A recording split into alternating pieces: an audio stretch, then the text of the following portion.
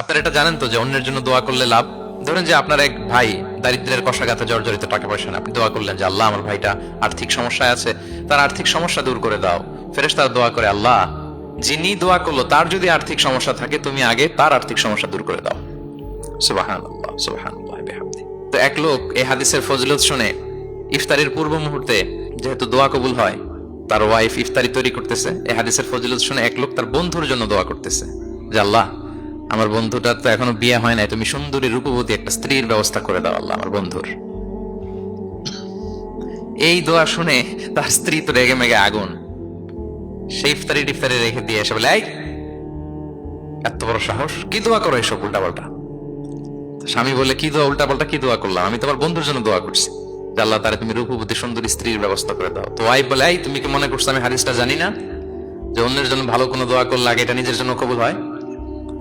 সুবহানাল্লাহ। দেখেন ইসলামের বিধান কত সুন্দর। আপনি অন্যের কল্যাণ কামনা করলে এই কল্যাণ ফিরে আপনার দিকে আসে আগে। সুবহানাল্লাহ। তো এই বেদুইনের এটা জানা ছিল না, সে এসে দোয়া করতেছে, আল্লাহুম্মা আরহামনি ওয়া মুহাম্মাদা ওয়া লা তারহাম মা'ানা আহাদা। আল্লাহ তুমি শুধু আমারে রহম করো আর মুহাম্মদ সাল্লাল্লাহু আলাইহি ওয়াসাল্লামের রহম করো, আমাদের দুজনের সাথে আর কাউরে রহম করো না। রাসূল ইসলাম তাকিয়ে বলেন, হায় রে, একটা প্রশস্ত বিষয়কে সে সংকীর্ণ করে ফেললো। আফসোস করে বলতেছে, কারণ আল্লাহর দরবারে রহমের কি কোনো ঘাটতি আছে বলেন তো? আল্লাহর দরবারে রহমতের কোনো কমতি আছে? নাই। সাথে সবাইকে ইনক্লুড করতে পারতো। আচ্ছা গেল, দোয়া শেষে এবার সে মসজিদে নবীর মাঝখানে বসে পেশাব করা আরম্ভ করছে। এবার তো সাহাবারা রেগে মেগে আগুন, কি এত বড় সাহস, মসজিদে নবীর মাঝখানে পেশাব, সবাই উদ্ধত হচ্ছে তাকে মারতে যাবে। রাসূল ইসলাম সবাইকে সামলালেন, থামালেন, বললেন রাখো রাখো রাখো, ছাড়ো, আগে সারতে দাও। কারণ কেউ যখন ওয়াশরুম সারে মাঝখানে তাকে ডিস্টার্ব করা যায় না, এটা তার ক্ষতি হবে। রাসূল ইসলাম বললেন রাখো, লেট হিম পাস ইউরিন, তাকে কাজ সারতে দাও। সে কাজ সারলো। এবার রাসূল ইসলাম বললেন, ও হারিকু আলা বাউলিহি সাজলান মিন মা, তার পেশাবের উপর এক বালতি পানি ঢেলে দাও, দিয়ে ফেললো।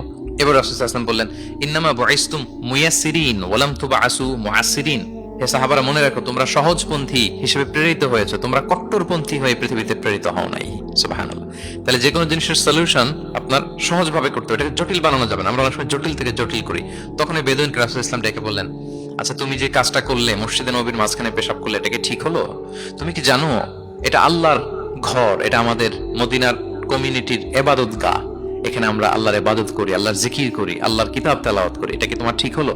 এইভাবে যখন আদর দিয়ে পরম মমতায় তাকে বুঝিয়ে বলা হলো, সে লজ্জিত হয়ে মাথা নিচু করে ফেললো। সুবহানাল্লাহ। রাসূল সাল্লাল্লাহু আলাইহি ওয়াসাল্লামের কাছে ক্ষমা চাইলেন। আপনি কোমলতা, ভালোবাসা দিয়ে যা জয় করতে পারবেন, কঠোরতা দিয়ে সেটা পারা যায় না, খেয়াল রাখবেন। ভালোবাসা দিয়ে যেভাবে আপনি মানুষের হৃদয় জয় করতে পারবেন, কঠোরতা দিয়ে পারবেন না। এজন্য ইসলাম ফ্লেক্সিবিলিটিতে বিশ্বাস করে। ফ্লেক্সিবিলিটি, লা ইউকাল্লিফুল্লাহু নাফসান ইল্লা উসআহা। আল্লাহ সাধ্যের বাইরে কাউকে কখনো কিছু চাপিয়ে দেয় না। এজন্য ইসলামকে সহজ করে উপস্থাপন করতে বলেছেন তিনি।